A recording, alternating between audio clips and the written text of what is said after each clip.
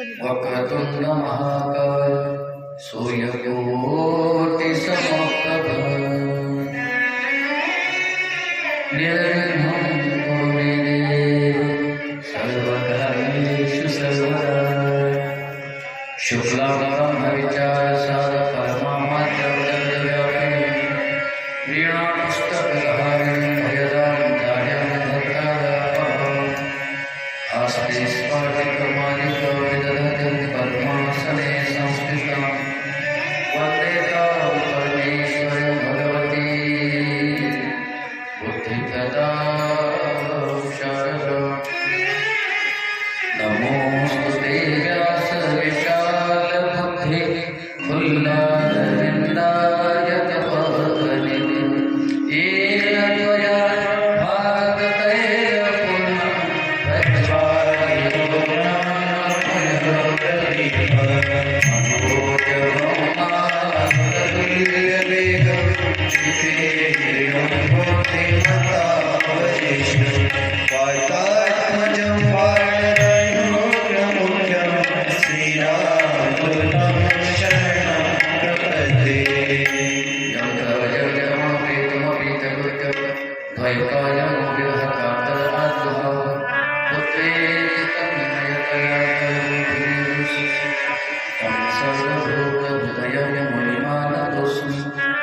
शंकरं शंकराचार्यं केशवं बादरायणं सूत्रभाष्यकृतो वन्दे भगवन्तो पुनः पुनः ॐ मृत्युञ्जयाय रुद्राय नीलकण्ठाय शाम्भवे अमृतेशाय शर्वाय महादेवाय ते नमः सर्वमङ्गलमाङ्गल्ये शिवे सर्वार्थसाधिके शरण्ये त्र्यम्बके गौरी नारायणी नमोस्तुते ओम जयति मंगलाकाली भद्रकाली कपालिनी दुर्गा क्षमा शिवा धात्री स्वाहा स्वधा नमोस्तुते गुरुर्ब्रह्मा गुरुर्विष्णु गुरुर्देवो महेश्वरः गुरु साक्षात् परब्रह्म तस्मै श्री गुरवे नमः तस्मै श्री गुरवे नमः तस्मै श्री गुरवे नमः ओम श्री गणेशाय नमः श्री सरस्वती नमः श्री गुरुभ्यो नमः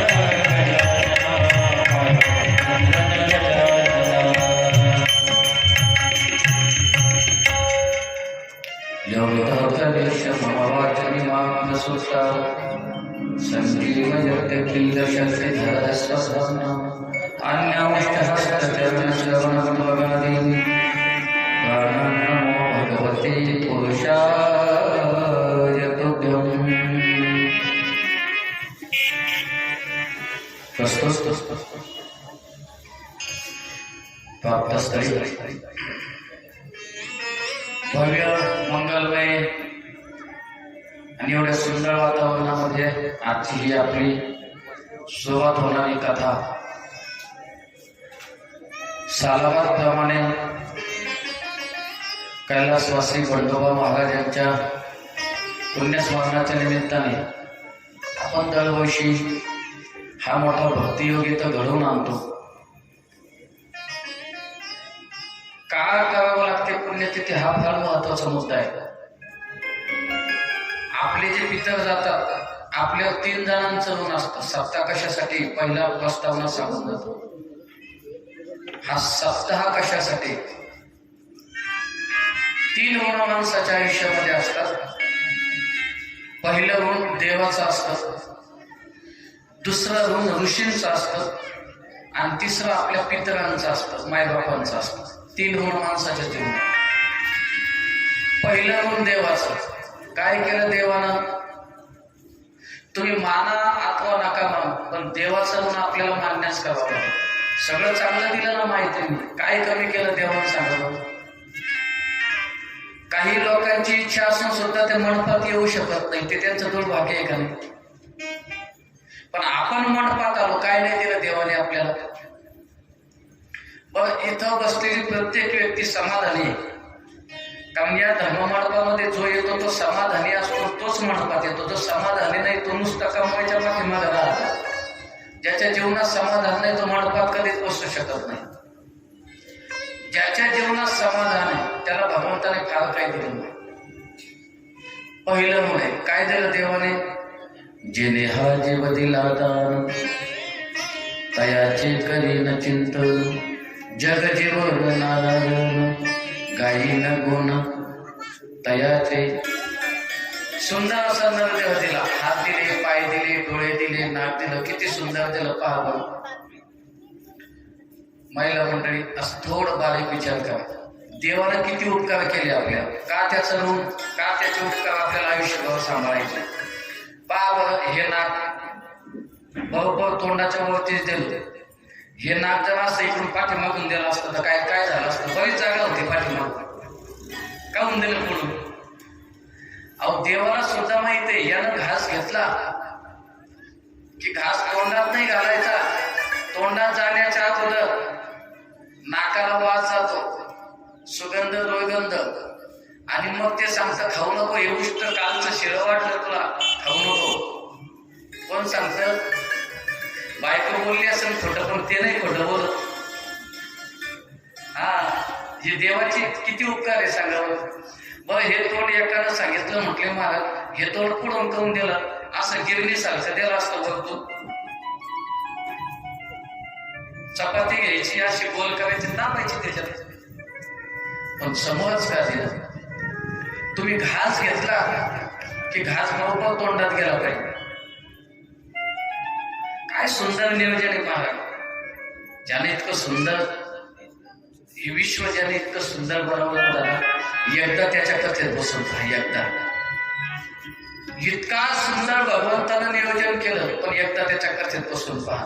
आणि आपलं आयुष्य चाललं संसारामध्ये. आणि जर आपल्याला दिवसातून 365 दिवसातून 7 दिवस, 7 दिवसातले दुपारचे 3 तास 2 तास, आजचा तर 1 तास, इतका तरी वेळ आपण त्याच्यासाठी काढला पाहिजे. किती उपकार. सत्संगत में जाया कर, गीत प्रभु के गाया कर. सत्संगत में जाया कर, गीत प्रभु के गाया कर. रोज सवेरे उठकर बंदे ध्यान प्रभु का लगाया कर. रोज सवेरे उठकर बंदे ध्यान प्रभु का गाया कर. रोज सवेरे ध्यान प्रभु का लगाया कर. सवेरे उठ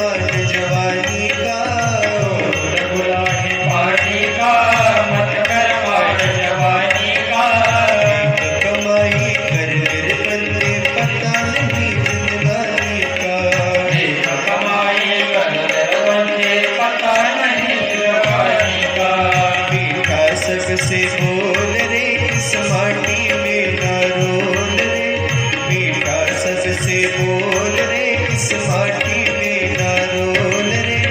अब जो मिला है फिर न मिलेगा कभी नहीं, कभी नहीं, कभी नहीं रे।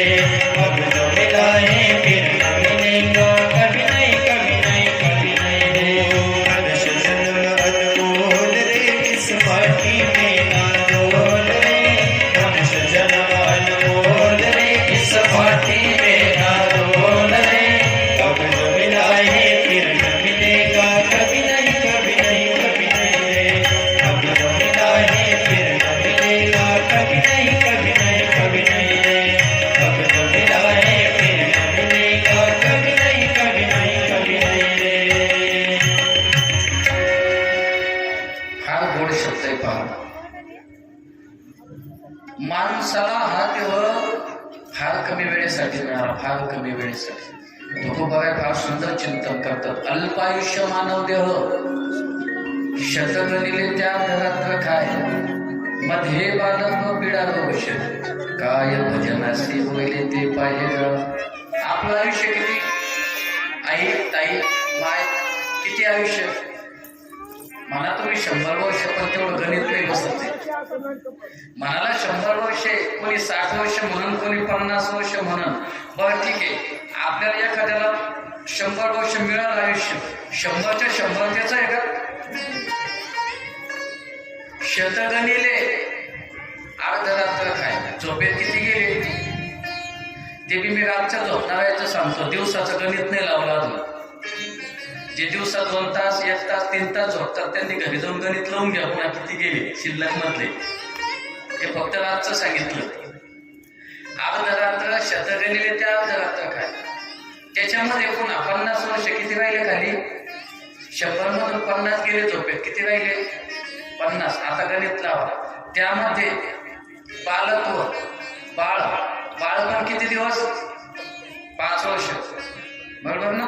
5 वर्ष बाळपण गेलं, किती राहिलं? 45. त्याच्यामधून पुन्हा 10 वर्ष धरून चाला. त्याच्यामध्ये त्याचं शिक्षण आलं, काय जे असेल ते 15 वर्षापर्यंत. काय कळतं पोराला? पोराला काय कळतं? पोराचं त्या सोडून मी तर म्हणतो माणसाला तरी काय कळतं?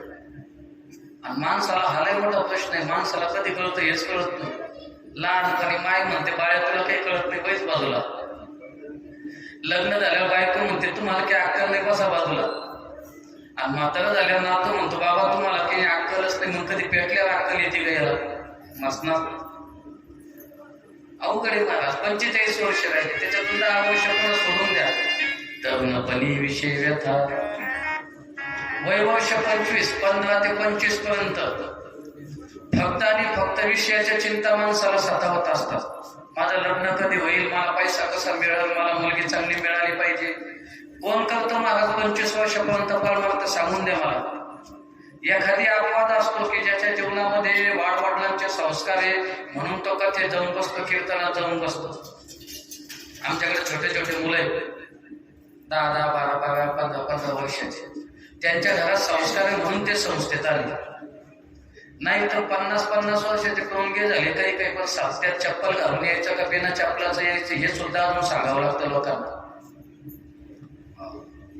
म्हणून फार कमी कालावधीसाठी मिळालं. मध्ये बालत्व, पीडा, रोग आणि क्षय. त्याच्यामध्ये रोग आला, पीडा आल्या, ताप आला. काय नाही आयुष्यामध्ये, काय भजनाशी होईल ते पाहिजे का? काहीच राहत नाही.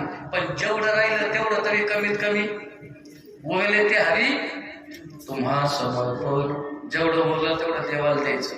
देवानं चांगला नवदेह दिला हे त्याचे आपल्याला काय उपकार. आणि ते पहिले उपकार आपल्या मस्तकावर असतात. मग ते कसे फेडायचे? तर ते जर फेडायचं असेल तर त्याच्यासाठी आपल्याला भगवंताची भक्ती करावी लागेल. सकाळी उठलं की पहिलं काम करायचं आपलं अंगण झाडायचं, शेजारण्याकडे कचरा लावायचा. आहे का नाही? सकाळी उठलं की पहिलं काम करायचं माय देवपूजा करायची. सुनबाई देवपूजा करत असेल तर ती बी नका करू तुम्ही. फक्त 1 तांब्या पाणी घ्या. 1 तांब्या पाणी घेऊन तुळशीत वृंदावन असेल ना आपल्या घरासमोर, तुळशी वृंदावनामध्ये फक्त ते पाणी होतात, एकच प्रदक्षिणा मारा आणि दिवसभर काहीच करू नका, ते देवाचं रूप भेटलं जमा होईल. पण तेवढं तरी तुम्ही केलं पाहिजे. आता एका वेळा सांगितलं तुळस आणि तुळस, त्याला कशाचे पानं आणून दिले ते मला बी नाही कळत. इतके झाडं होते त्याच्या गॅलरीमध्ये, ते तुळस पाहता पाहता 15 मिनिटं लागली मला. कधी पाणी घालायचे तिथं.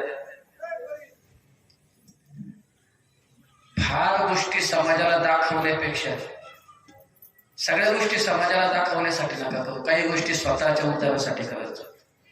घरामध्ये मोठं मनी प्लॅन लावा. आपलं म्हणणं नाही मनी प्लॅन लावू नका म्हणून. आता म्हणतात लोक पैसे ज्याच्याकडे त्याच्याकडे मनी प्लॅन येतं म्हणून. ऐकलं मी कुठं तरी, ते बी चोरून न्यावं लागतं. म्हणजे सुरुवातच पापापासून आहे का नाही. आपल्या घरात पैसा वाढवायचा आणि कसा झाड चोरून आणून असं कुठं पैसा वाढत असतो. सगळ्यात पहिली अंधश्रद्धा केली असेल, सगळ्यात पहिली हे अंधश्रद्धा निर्मूलनवाले भडकळे लोक आता आले. पण खरी अंधश्रद्धा केली 750 वर्षापूर्वी माऊली ज्ञानोबाई. का मंत्रीची वैरी मरे, का वायाची बांधावी कटारी, का मंत्रीची वैरी मरे. जर मंत्रानं वैरी मेली असते तर कटारी कशाला बांधावं लागले असते. बरं, जर साखर खाऊन रोग गेला असता तर कडुलिंब प्यावं लागला असता का. पहिली अंधश्रद्धा. दुसरी अंधश्रद्धा केली आमच्या तुकाराम महाराजांनी. लोक म्हणतात वारकरी संप्रदाय अंधश्रद्धा सांगतो, अजिबात नाही. तुकाराम महाराज सांगतात 900 कन्या पुत्र होती आणि तरी का करणे लागेल होत. कोण केली अंधश्रद्धा निर्मूलन? तुकाराम महाराजांनी केली. कोण बाबाकडे जाऊ नका, कोणा बुवाकडे जाऊ नका, कोणा हात ठेवल्यानं कोणा नारळ द्यायला पोरं होत नाही. असं झालं असतं तर तुम्हाला पती करायची गरज पडली नसती. इतक्या कडक भाषेमध्ये तुकाराम महाराज बोलले. 2. तिसरी अंधश्रद्धा निर्मूलन समितीचं अध्यक्षपद पुन्हा तिसऱ्यांदा बदललं आणि ते आलं आपल्या औरंगाबाद जिल्ह्याकडे. सोपाचा टोचे बाहुले केली, पाट मांडून वरी बैसविले, मनाले ते नाव ठेविले.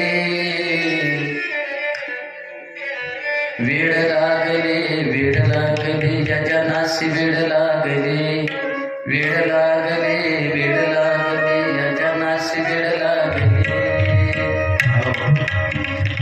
तिसरं अध्यक्षपद आमच्या पैठणच्या नाथांकडे आलं आणि त्यांनी अंधश्रद्धा निर्मूलन केली. म्हणून घरामध्ये लोकांना दाखवण्यासाठी मनी प्लॅन लावू नका. तुळशी वृंदावनाचं एखादे झाड लावा. कारण तुम्हाला सांगतो, घरात जर एखादी मृत्युमुखी व्यक्ती पडली तर मनी प्लॅन किती एकर पान गेला असलं तरी त्याचं पान नाही लागणार. कशाचं पान लागतं माय? मग ते शेजारण्याकडे जातात मागायला. आपल्या घरात पुढं पाहिजे. म्हणून माणसानं देवाचं रूप फेडायचं असेल तर एवढं एक करायचं. दारासमोर तुळशी वृंदावन लावा, त्याला पाणी घालत चला. तुळशीचं फार मोठं महत्व आहे महाराज. त्याच्यासाठी स्पेशल तुळशी पुराण आहे. जसं देवी भागवत आहे का तसं स्पेशल तुळशी पुराण. आता सगळे शास्त्र जर सांगायला गेलो तर फार मोठे शास्त्र हिंदू धर्मामध्ये. त्या तुळशीचं महत्व किती सांगू, आपल्याला किंमत कळत नाही तुळशीची. पण तुळशीचं महत्व सांगू का? सत्यभामेला गर्व झाला. सत्यभामा मोठ्याची पोरगी होती, भागवतात ऐकलं तुम्ही. आणि बाबा ती हुंडा इतका आणला होता अशा मोठ्या मोठ्या एकदाण्या तर किती होत्या त्याच्याकडे काही माहित नाही मला. 2-4 एकदाण्या काय तिच्याकडे सोनं काय नाणं महाराज. किलोनं कुंटलानं सोनं बापाला कुंटलानं दिलं, कुंटलानं. आणि ते आलं गेलं का देवाला काम सांगितलं, सत्यभामे जा पाणी आण. सत्यभामा रुक्मिणीकडे पाहिजे, जा पाणी आण. लय अवघड राहतं मला संस्थेचा. आता ज्याला नाही त्याला माहिती, ज्याला माहिती ज्याला असते त्याला माहिती. संस्थी होते ना या. बरं, त्याच्यात एक श्रीमंतीतली पाहिजे आणि एक गरिबीतली पाहिजे. मग तर निव्वळ डोका फोडायचं पाहिजे. सत्यभामा श्रीमंतीतली, कोणाला असं नाही बरं. हा, नाही तर बाकीचे म्हणते अशोक महाराज कुठून आणलं याला काही बोलू राहिला. असं नाही, मी देवाचं सांगतो. तिला काही सांगितलं का तिला रुक्मिणी सांगायचं. आता रुक्मिणी बिचारी देवाची भक्त होती, पत्नी तर होती, पण अंतःकरणात पती तर मानलं होतं, पण सर्वस्व त्याला अर्पण केलं होतं. आणि पत्नीचं जीवन तेच असतं. जरा पत्नी समाजानं त्याला पती म्हणून स्वीकार करायचा सांगितलं म्हणून पती मानणं वेगळं, आणि एकटा का देवागमनाच्या साक्षीनं गाठ बांधली की मरेपर्यंत त्याची सेवा करणारी पत्नी वेगळी. मग ती सत्यभामेला एकदा देवानं पाहिलं हिचं काही ना काही करावं लागलं बरं. पण असं असतं, देवाला वाटलं मी जर बोललो की नक्की भांडणं करणं, मग बाहेरून काम करावं लागलं. मग नारदाला बोलून सांगितलंय बा हे असं असं व्हायला मिटवता येईल का तुम्हाला काही. आता मिटवणारे लोक हुशार असतात, ते पण बाबा तुम्ही काही चिंता करू नका. दुसऱ्या दिवशी नारदजी गेले सत्यभामेकडे, म्हणले सत्यभामा काय तुझी श्रीमंती, तुला देवा जगाचा मालक तुला पती म्हणून भेटला, तुला श्रीमंतीला काही कमी नाही, पण या जन्मात पुढच्या जन्माचं काय. ते म्हणे बाबा पुढच्या जन्मात बी असंच भेटलं पाहिजे. म्हणजे मग या जन्मात दान केलं की पुढच्या जन्मात भेटत. मग ते म्हणे सांगा काय तू, मग तुला काय पाहिजे. कृष्णपती म्हणून मग त्याला दान मिळतात. संपत्ती पाहिजे ना, ती पण दान मिळतात. असंही महाराज देवदान करायचं म्हणलं की देऊन टाकलं तिनं मोकळ्या हाताने, पण संपत्ती सगळी नाही दिली. लय हुशार होती ती. आपल्याला असं वाटतं का आपणच हुशार आहे, आपल्यापेक्षा ती लय हुशार होती. संपत्ती दान नाही देत तुम्हाला. घरातला जर म्हातारा गेला असेल ना, म्हातारा जर वारला असेल तर गोधड्या जळतील, पाटणी जळत. माझं म्हणणं आहे गोधड्या कशाला टाकेल होत्या, मग काठ जाळा ना, गोधड्या कशाला जळतात. ते काठ नाही जाळत, फक्त गोधड्या जळतात. काठ काम आहे ना. लोक सगळं दान नाही करत. सत्यभामेनं अर्धी संपत्ती तशीच ठेवली ना, अर्धी दान दिली. आणि दान दिली. नारदानं सांगितलं सोड संकल्प, तिला संकल्प सोडला. ब्रह्मार्पणम ब्रह्महवी ब्रह्माग्नो ब्रह्मणाहुतम ब्रह्मैव तेन गंतव्यम ब्रह्मकर्म समाधिना. संकल्प सोडला. नारदजी तिथून निघले आणि देवाजवळ आले. देवाला सांगितलं कृष्णा चल. देव म्हणलं मला कधी देव बाप्पा म्हणल्याशिवाय बोलला नाही, तो सरळ नाव घेतो. बदल कस काय झाला. माणसाकडं थोडस काय आलं का महाराज माणसाचं बोलणं बदलत असत. पण जो सगळ्या परिस्थितीमध्ये सारखं बोलतो ना, तो समाजात मोठा होतो. सगळ्याच परिस्थितीत. श्रीमंती येऊ द्या, जो उन्मत्त होत नाही, आणि गरिबी येऊ द्या, जो लाजत नाही, तो समाज मोठा करतो त्या माणसाला. कृष्णाने विचारले कस काय. त्याने सांगितलंय बघ आतापर्यंत तू माझा मालक होता, पण आता तुला दान दिलं मला तुझ्या बायकोनं, त्याच्यामुळे आता तू कोण झाला माझा, तू माझा सेवक झाला आणि मी तुझा मालक झाला. देव म्हणलं मान नाही बा, आता देवाला काय महाराज म्हणजे मग काय करू, उचल चपला माझ्या. नारदीच्या चपला उचलल्या महाराज कुणी, देवाने. त्याच्यासाठी वागावं सुद्धा तसं लागतं. उचलले निघले नारद पुढून, देव पाठीमाग. बाकी 16,107 जमा झाले. कुठं चालले. नारदजी म्हणे एकी नाही बोलायचं नाही, मला देवाला दान, मला देव दान द्याला. जिनं दान द्याला तिला विचारा. हे सगळं कळतं तिच्याकडे. तिने इतक्या पाहिल्या तर घामच कुठला तिला, आणि दोघीनं ओरडलं तिला मधी. तो कोणाला विचारून दान द्याला, तो एकट्याचा आहे का. श्रीकृष्ण तुझा एकटीचा आहे का, नाही. मग तो कस काय दान द्याला. लागले ना भांडणं. ते भांडले अवघड महाराज, किती बी मोठा माणूस असू द्या, तो अख्ख्या जगाला तोंड देतो, पण घरात लय अवघड महाराज. आमदार जरी असला आमदार, आणि तो का जर बाहेरून मोठ्या लाल गाडीच्या दिव्यात आला आणि घरात बसला, त्यानं जर घरात सांगायला सुरुवात केली ना, आज मी भाषण केलं 1,00,000 लोक होते, माझ्या माग 50 पोलीस होते, पुढं 50 पोलीस होते, आणि बायको नुसती म्हणा हा माहितीये मला बसा. इतकं म्हणल्यावर तो आमदार असो नाही तर खासदार असो गपचीप खाली बसतो. सत्यभामेला इतकं टेन्शन आलं, सगळ्या भांडायला लागल्या. सत्यभामा पटकन नारदाकडे गेली आणि सांगितलं, महाराज माझा देव मला परत करा, देव परत करा. आता असं म्हटलं, नारद म्हटले हे कसं शक्य आहे? एक तर दानच द्यायचं नाही. तुम्ही जर इथं 10 रुपये दिले असेल, तुम्ही द्यायलाच पाहिजे अशी बळजबरी नाही, पण दिलं तर पुन्हा वापस घ्यायचं नाही. म्हणले याच्यातला काही पर्याय सांगा. मला तसं राहता येणार नाही आता इथं.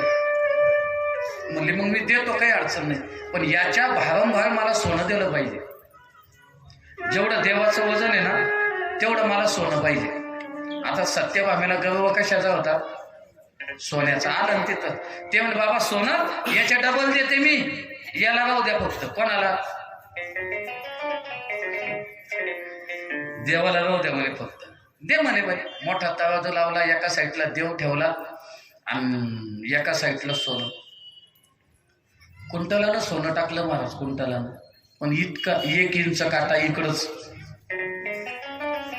देव खालीच, देव बरोबरीचा झाला नाही. सगळ्या राज्यातलं सोनं आणलं, देव बरोबरीचा नाही झाला. आता वेळ झाला का त्याला म्हणून जरा धावपळीच सांगतो मी, कारण 5 वाजले, आता आरतीचा टाइम झाला. देव बरोबरीचा नाही झाला. आणि तेवढ्या 16,108 मध्ये सगळ्यात पतिव्रता होती, तिचं नाव रुक्मिणी. तिला काहीच माहित नव्हतं, बिचारी घरात काम करत होती. घरात काम करत होती आणि एक जण पळत गेली. तिला माहित होतं आता हे प्रकरण मिटत नाही. हे कोण मिटवण? ही फक्त रुक्मिणीच मिटवू शकते. रुक्मिणीकडे गेली आणि तिनं सांगितलं. आता ती मोठी होती ना रुक्मिणी, आता ही नंतरची होती, ही लहान होती. आवाज घालायला लागली. अहो रुक्मिणी, तुम्ही स्वस्त का बसल्या? माहिती झालं का तुम्हाला काही? चला. रुक्मिणी तुम्ही स्वस्त कशा बसला, उठा के चला. रुक्मिणी तुम्ही स्वस्त कशा बसला, उठा के चला. तुम्ही स्वस्त कशा बसला, उठा के चला. तुम्ही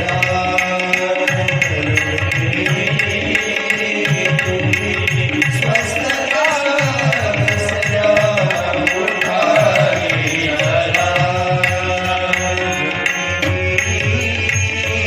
तुम्ही स्वस्त कशा बसला, उठा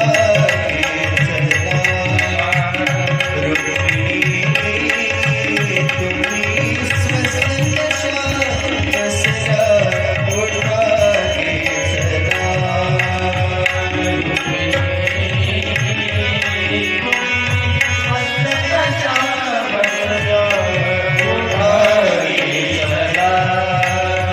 रुक्मिणी तुम्ही स्वस्त कशा बसला, उठा के चला.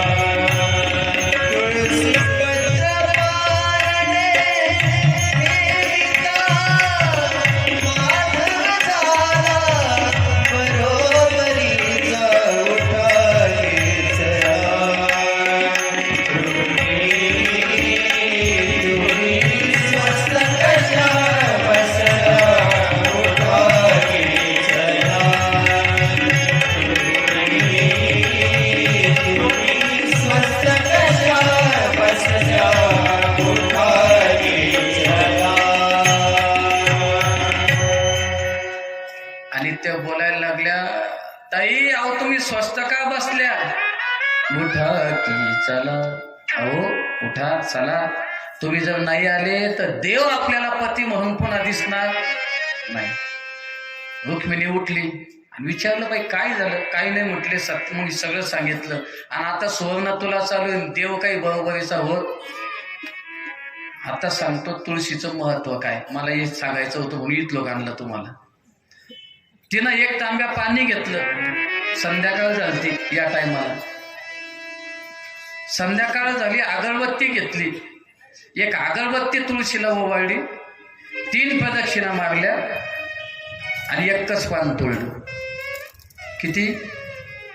आता त्याच्यात असं एकादशीला पान तोडायचं नाही, सोमवारी बेल तोडायचं नाही आणि एकादशीला तुळशीचं पान तोडायचं नाही. तिने एक तुळशी पत्र तोडलं, गेल्याच्या नंतर तिनं सोनं पाहिलं नाही, तिनं नारदजी पाहिले नाही. देव ज्या पावड्यात होते तिच्याकडे गेले आणि तिनं देवाचं दर्शन घेतलं. हे खरं भक्तीचं तत्व आहे. एखादीनं सोनं पाहिलं असतं तर सोन्याजवळच थांबली असते, पण ती पत्नी होती, ती देवाजवळ गेली, देवाचं दर्शन घेतलं आणि देवानं तिला पाहिलं गड्या. आणि देवाचं हिंमतच नाही झाली पुन्हा की आता आपल्याला वजन वाढवायचं. देवाला 3 प्रदक्षिणा मारल्या आणि जिकडून सोनं ठेवलेलं होतं तिथं गेली, तुळशी पत्र होतं. किती ग्रॅमचं असतं ते? त्याला काहीच की ते येणार सुद्धा नाही. तव्याजवळ ठेवलं, ते ठेवलं आणि परिणाम असा झाला, माधव झाला बरोबरीचा. देव दोन्हीकडून सारखा झाला. एवढं फक्त घडलं कशामुळं? एका तुळशी पत्रामुळे. म्हणून फक्त तुळशीला पाणी घालत चला. आणि त्या तुळशीला पाणी घातलं की देवाचं ऋण आपोआप फिटणार आहे. पहिलं ऋण. दुसरं ऋण असतं ऋषी ऋण, ऋषी लोकांचं. हे कशासाठी असतं तर तुकाराम महाराज सांगतात, उजळा वया आलो वाटा आणि खरा खोटा निवाडा. जगामध्ये सुख कशानं मिळेल हे ज्यांनी दाखवलं, ज्यांनी सांगितलं त्यांना ऋषी म्हणतात. आम्ही वैकुंठवासी आलो याची कारणासी, बोलेले जे ऋषी साच भावी वर्ताय. त्यांनी आपल्याला मार्ग दाखवला. पंढरपूरचा पांडुरंग कोणी दाखवला? पंढरपूर पाटणे गा महाराजा सार्वभौम. कोणी दाखवला? तर साधू संतांनी दाखवला. न्यामज तीर्थवरी आखमाचा स्वयं. म्हणून साधू संतांनी देव दाखवण्याचं काम केलं, म्हणून दुसरं ऋण. आणि तिसरं ऋण असतं समाजामध्ये आई आणि वडिलाचं आणि पितरांचं. आपण ज्या वंशात जन्माला आलो त्यांचं आपल्याला काहीतरी ऋण असतं. ते ऋण जर आपण फेडलो तर आपल्याला समाधान मिळतं. आणि जर त्यांचं ऋण जर नाही फेडता आलं तर मग घरात भांडणं होतात. काही लोक म्हणतात, महाराज सगळे व घरी 10 लाखाचा बंगला आहे, 5 लाखाची गाडी आहे, पोरग चांगल्या नोकरीला आहे, सुनबाई गुणवान आहे, खायप्याला कमी नाही, सोनं नाणं आहे, बँकेत पैसा आहे, सगळं आहे. पण घरात गेलं की नुसतं उचलून फेकल्यासारखं होतं. उचलून फेकल्यासारखं कळालं तुम्हाला? आता ते नुसतं वाटतं म्हणून बरं आहे. काय कारण? मग असं वाटलं की समजावं आपल्याला कोणाचा दोष आहे? पितृदोष आहे. आणि तो पितृदोष जर कशानं जातो तर तो जातो पुण्यतिथी केल्यानं, त्यांचं वर्ष श्राद्ध केल्यानं, 13वं केल्यानं. आणि वर्षातले 15 दिवस दिलेले त्यांच्या ऋणातून उतराई होण्यासाठी. काय म्हणतात माहिती त्याला? पितृ पंधरवडा. ते ऋणातून मुक्त होता येतं.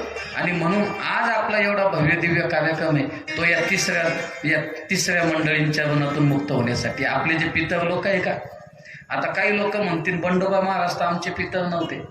पण सांगू, ज्यांनी सप्ताह चालू केला ते तर आपले पितर होते ना. ज्यांनी सप्ताह चालू केला, ज्यांनी पंक्ती दिल्या, ज्यांना देणगी दिली ते तर आपले पितर होते ना. मग त्यांनी चालू केलेलं सत्कार्य बंद पडू नये हे सुद्धा त्यांचेच उपकार फेडण्यासारखं आहे. म्हणून आपण इथं सगळं करतो. आणि म्हणून श्री संत बंडोबा महाराज यांच्या पुण्यातून उतराई होण्यासाठी आज एवढा मोठा ज्ञानयज्ञ आपण इथं घडवतोय. सुंदर असं मार्गदर्शन ज्यांचं या सप्ताहासाठी आहे, फार सोज्वळ ज्यांचं अंतःकरण, वागणं अगदी मंजूर, बोल कसे बोलावेत, समोरच्या माणसाला कसं बोलावं हे पुरेपूर ज्यांना हातोटी आमचे अशोक महाराज यांचं सुंदर नियोजन. त्यानंतर माधव महाराज पित्तळवाड, अगदी बाबांचंही फार सहकार्य या ठिकाणी असतं. म्हणून सगळ्यांच्या चरणी आज दंडवत घालतो. कारण उद्यापासून एवढी प्रस्तावना मी मांडणार नाही. आज प्रथम दिवस असल्यामुळं मला एक का पुण्यतिथी करावी म्हणून हे मला सांगावं लागलं. आणि या पुण्यतिथीच्या निमित्तानं गेले अनेक वर्ष झालं आपण भागवत ऐकतो, रामकथा ऐकतो, काही वेगवेगळ्या कथा ऐकल्या असतील. या वर्षी सुंदर असं नियोजन कथेचं झालं. फक्त कथा बदलली. माणसाला संकल्प चांगले सुचले की कार्य चांगलं होत असतं. आणि आमच्या आदरणीय अशोक महाराजांना संकल्पना सुचली की बा दरवर्षी आपण भागवत रामकथा ऐकतो, इतर ग्रंथ ऐकतो, पण यावर्षी देवी भागवत ऐकलं पाहिजे. आता महाराजांनी पहिलं देवी भागवत ऐकलं. इथं नारळी बागला देवी भागवत कथा होती आमची. महाराजांना बोलवलं होतं सिस्टमला. तो योगायोग आला आणि म्हणून महाराजांनी या ठिकाणी मला बोलवलं, म्हणून त्यांनाही फार फार धन्यवाद देईन. आणि बाबांच्या संकल्पनेमधून आपल्याला आदिमाया शक्ती भगवतीची सेवा करण्याचा योग जीवनात आला आणि त्यातून आजची ही कथा आपल्याला साकार होते. 7 दिवसाची सुंदर कथा आपल्याला श्रवण करायला मिळणार आहे. काही लोक म्हणतील महाराज अनेक कथा आहे, भागवत आहे, शिवमहापुराण कथा आहे, गणेश पुराण कथा आहे, संत कथा आहे, अनेक कथा या ठिकाणी आपण श्रवण करतो. या सगळ्या कथा एका बाजूला आणि श्रीमद देवी भागवत कथा एका बाजूला. फार दुर्मिळ कथा आहे महाराज. देवी भागवत कथा किती दुर्मिळ आहे हे तुम्हाला सांगायची गरज नाही. अख्ख्या औरंगाबादमध्ये कथा होतात, पण देवी भागवत मोजक्याच ठिकाणी होतात. कारण याच्यासाठी फार वेगळे महत्त्वाचे नियम, फार याच्यामध्ये जरा किचकटपणा आहे.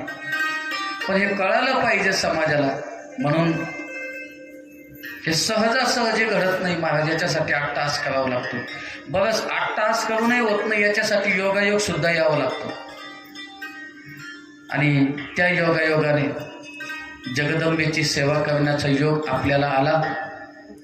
सुंदर पहा, आमच्या गुरुजींनी कळशीवर आईंची मूर्ती स्थापन केली. कळशीवर नुसतं मूर्तीकडं पाहिलं तरी किती सुंदर वातावरण वाटतं पहा तुम्ही. आणि या जगाला स्त्रीशिवाय सौंदर्य नाही. कशाशिवाय सौंदर्य नाही? स्त्रीशिवाय सौंदर्य नाही. देवी भागवत कथा मला 7 दिवस तुमचंच सांगायचं आहे. 7 दिवस, त्यामुळे तर विषयच नाही. मी 7 दिवस तेच सांगणार आहे.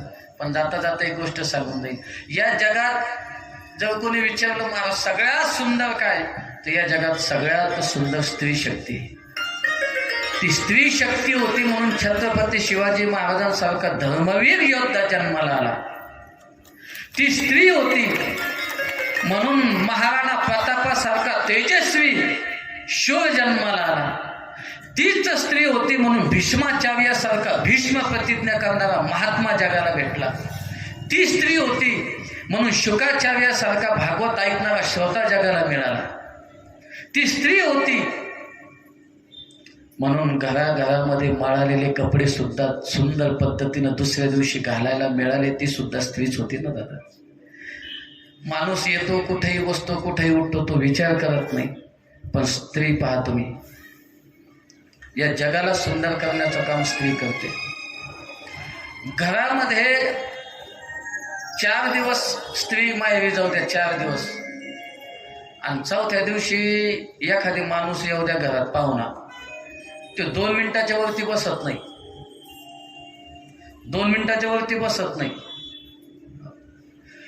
महिला मंडळी गावाकडे गेल्या 4-4 दिवसाचे भांडे घासत नाही. तर भांडे सुद्धा तसेच राहतात घरातले.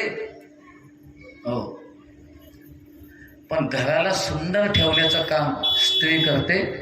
घर सुंदर असलं की समजावं त्या घरातली स्त्री चांगली आहे, संस्कारी आहे. आणि जग सुंदर दिसतं याचा अर्थ असा आहे की ज्या आदिमाई शक्तीने हे जग घडवलं ती सुद्धा सुंदर आहे. देवानं ही निर्मिती केली ना, एकट्यानं केली. देवानं या जगाची निर्मिती करत असताना स्त्री शक्तीला सोबत घ्यावं लागलं आणि तेव्हा या जगाची निर्मिती झाली. मी नाही सांगत, जगद्गुरु तुकोबाराय सांगतात, आपत्य पंडू सुता जगडोंबर, मौली ज्ञानोबाराय सांगतात. हे आपत्य, जग म्हणजे आपत्य. माय आदिमाय शक्ती आणि बाप कोण आहे? तर भगवान परमात्मा बाप आहे. म्हणून ही सुंदर देवी भागवत कथा आपल्याला ऐकायला मिळाली. काही लोक शंका घेतील, महाराज तुम्ही म्हणता भागवत कथा ऐका मुक्ती मिळेल, गणेश महापुराण ऐका मुक्ती मिळेल, रामकथा ऐका मुक्ती मिळेल, शिवमहापुराण, अशा अनेक कथा तुम्हीच सांगता की ह्या ऐका, त्याच्यापासून तुम्ही कृतार्थ व्हाल. मग भिन्न भिन्न देवता तुम्हीच सांगता, भिन्न भिन्न कथा तुम्हीच सांगता, तुम्हीच देवी भागवत सांगता, तुम्हीच रामकथा सांगता, शिवमहापुराण तुम्हीच सांगता, पुन्हा देवी भागवत कथा तुम्हीच सांगू राहिले, पुन्हा सांगता की कोणताही ग्रंथ ऐका मोक्ष मिळतो. मग तुम्ही लोकांमध्ये मनामध्ये भ्रम निर्माण करायला लागले का नाही? शंका आहे ना? तर असं आहे, कथा एकाच तत्वाची सांगितली जाते, कथा एकाच तत्वाची सांगितली जाते. ज्याची कथा आपल्याला करायची, ज्याची कथा आपल्याला सांगायची, त्याला तीन गोष्टी नाही, नाव नाही, रूप नाही आणि त्याला वर्ण सुद्धा नाही. तो कुठल्या जातीचा नाही, कुठल्या रंगाचा नाही आणि कुठल्या नावाचा नाही. कबीरजी फार सुंदर सांगतात पहा, रंग नहीं रूप नहीं नहीं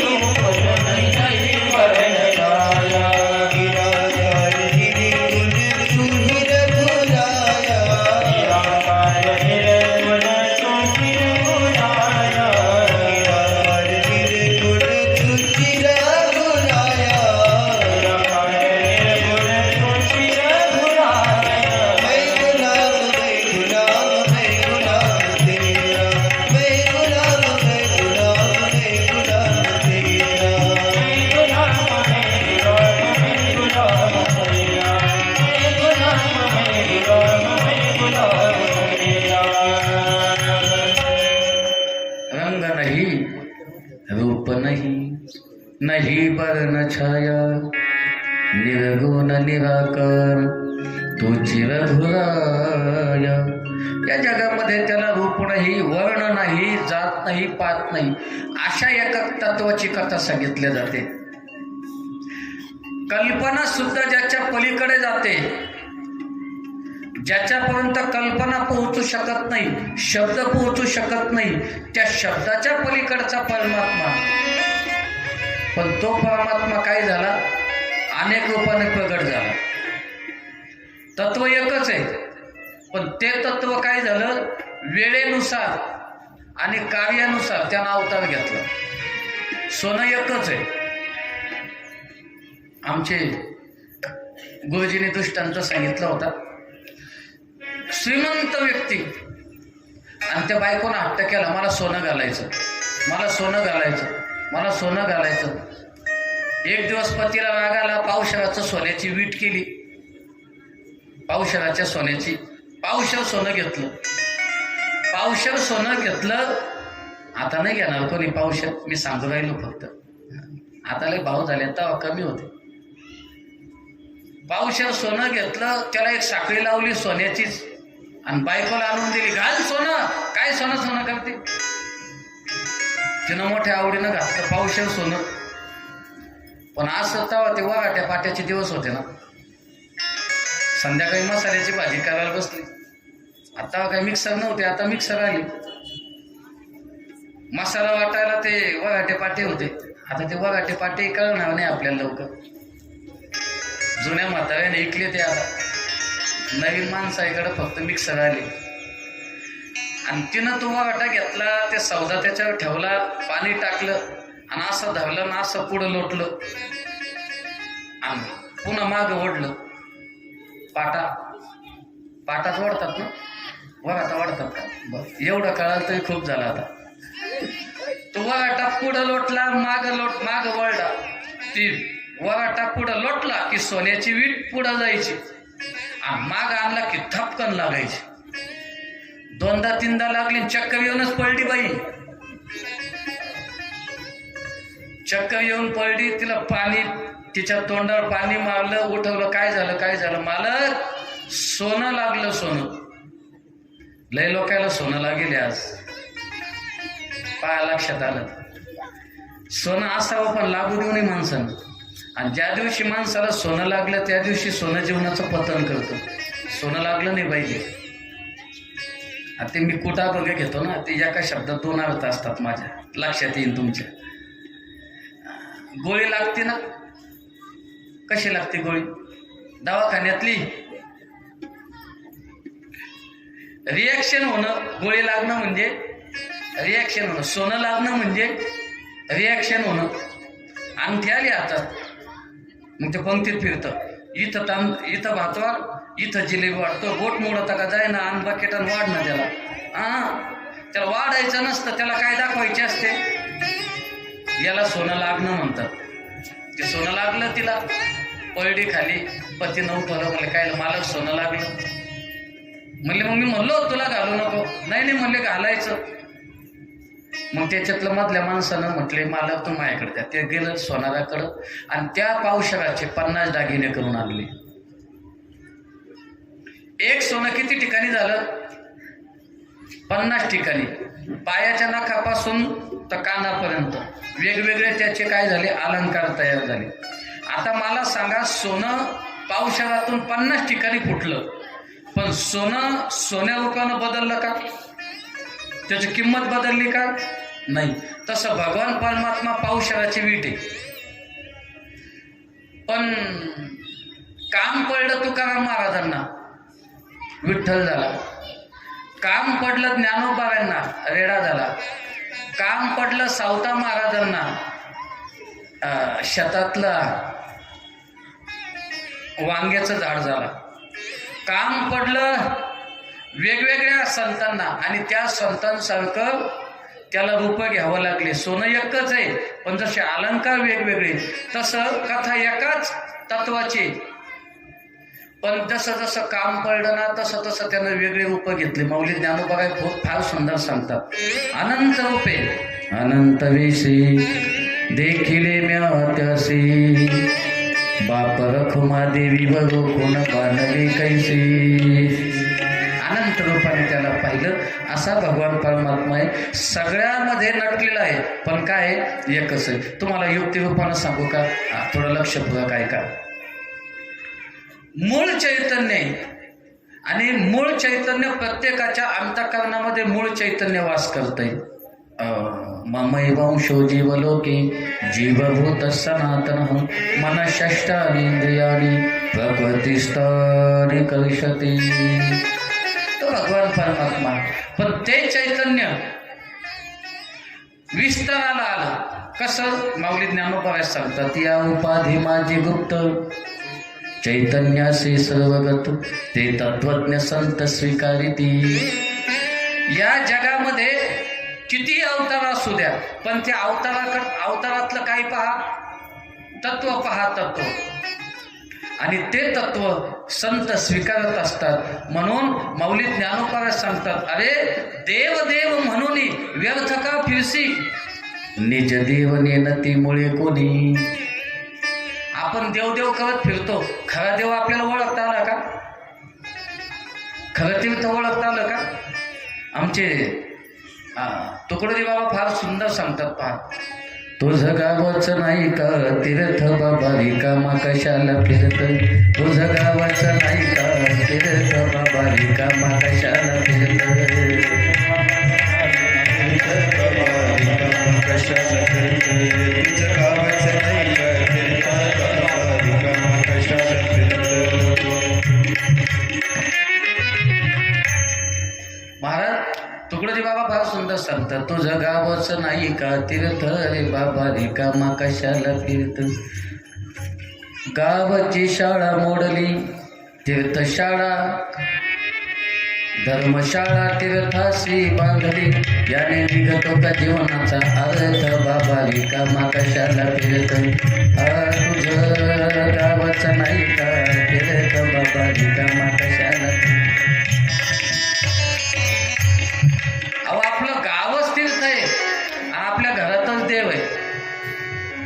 मायबाप केवळ काशी आणि तिने जावे तीर्थाशी. बोंबलत तीर्थयात्रा केल्यापेक्षा घरात आईबाप आहे ते उपाशी नका मरू देऊ ना, हे सगळ्यात जीवनात देव आहे, याच्यापेक्षा मोठा देव नाही. शोधिसी मानवा रामुळी मंदिरे, शोधिसी मानवा रामुळी मंदिरे, नाथ तो देव हा आपुल्या अंतरी, शोधिसी मानवा रामुळी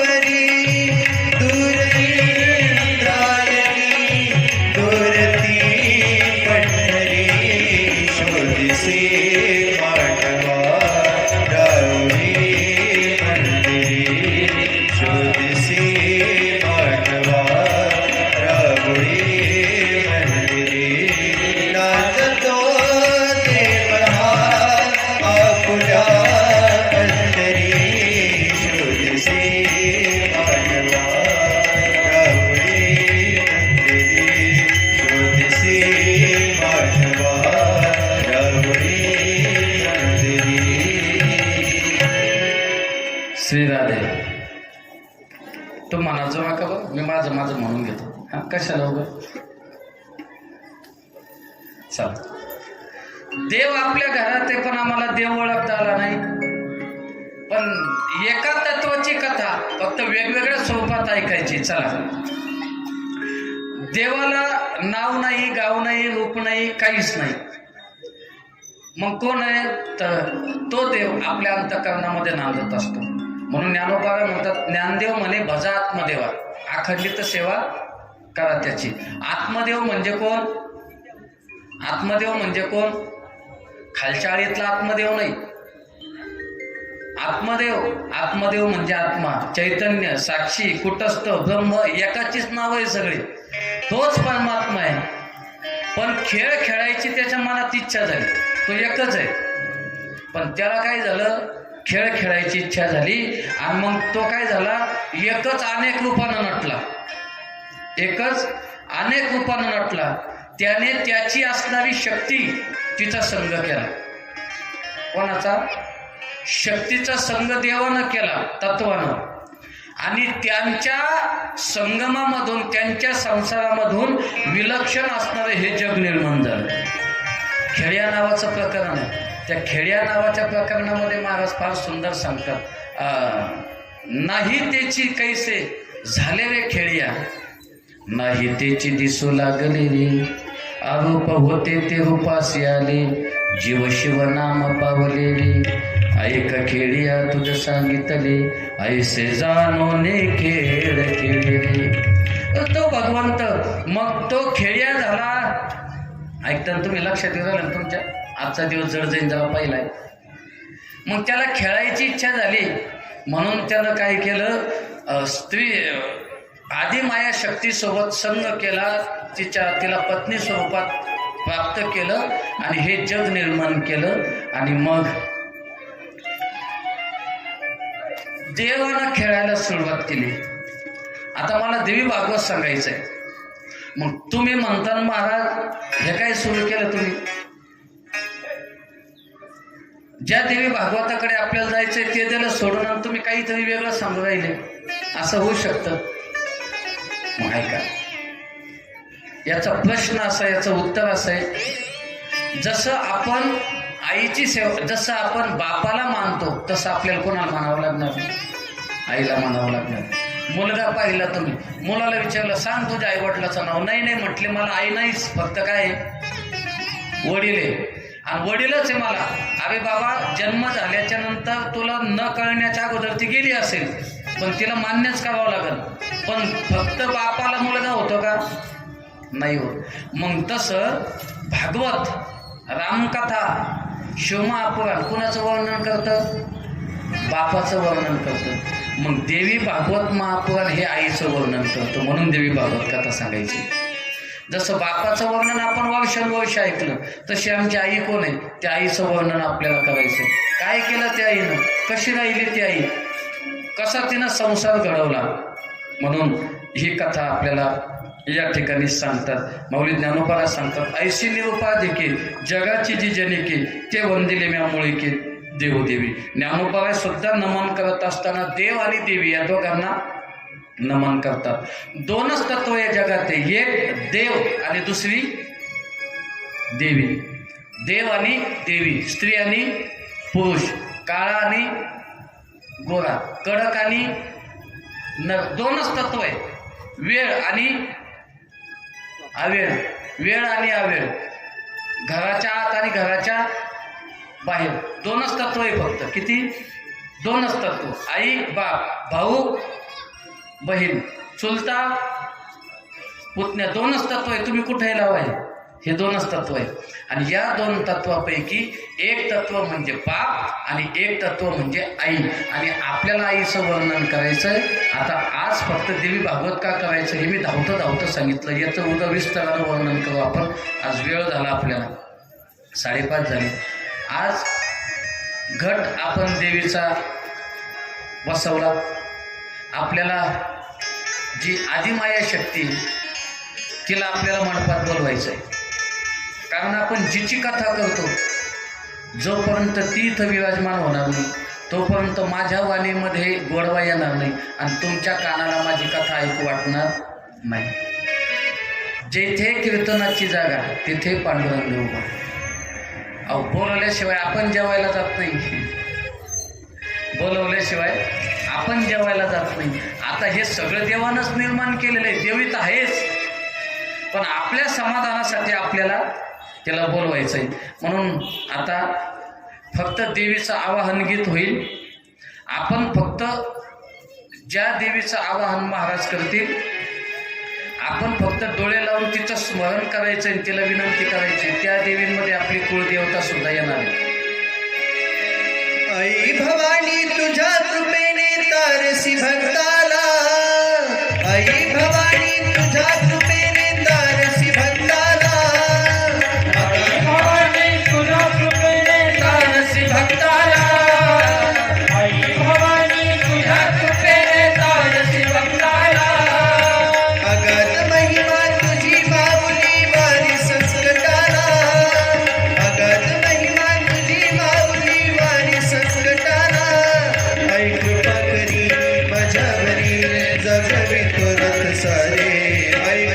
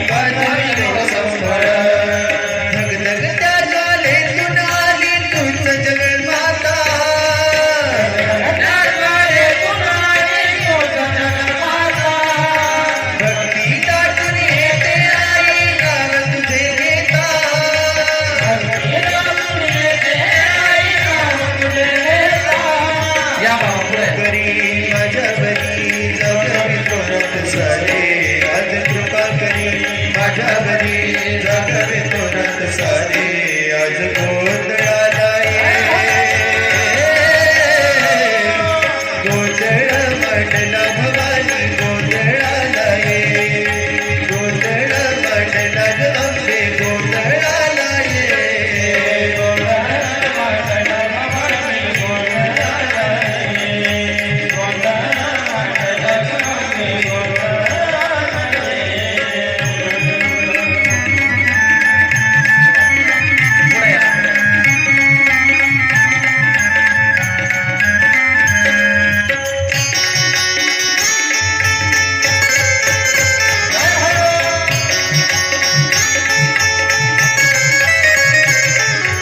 अग सौख्य भैला मालिक मोती मंडप आकाशाचा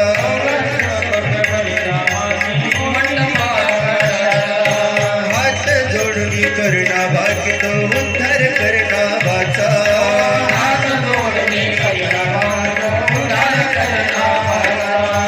अधर्म निर्दाळून धर्म आई तूच रक्षिला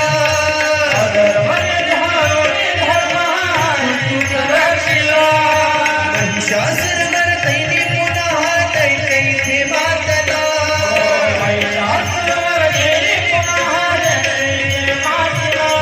आज कृपा करी अंबावरी जागवे तोरण सारे आज कृपा करी अंबावरी जागवे तोरण सारे आज गोंधळाला ये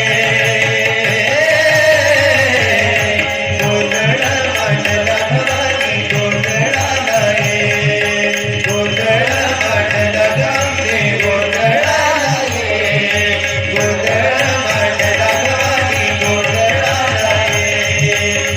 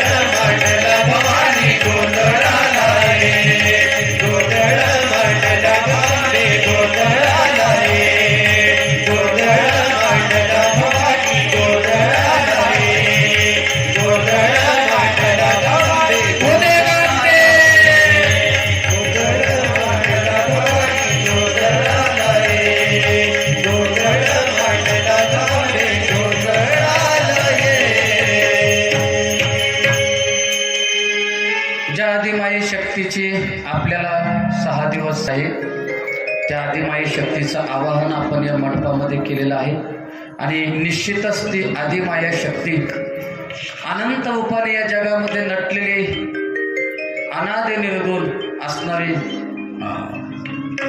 ती आदिमाया शक्ती परांबा जगदंबा भगवती अनेक नावं जिला आहेत त्या जगदंबेला आपण या सिंहासनावर निश्चित आपण आवाहन करून या ठिकाणी बोलवलेलं आहे.